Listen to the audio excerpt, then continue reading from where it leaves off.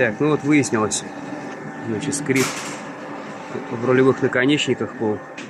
И ну, руками можно. Они вообще не рабочие. Здесь они скрипели. Ржавчина и коричневая какая-то каша с грязью. Смазки 0. 0,1. Здесь с этой, конечно, немножечко получше. Здесь смазки побольше и ходит он с трудом. Хорошо двигается.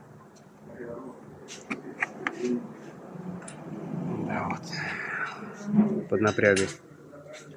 Но это вообще трындец. Все, поставил новые. Посмотрим, сколько их хватит, насколько их хватит.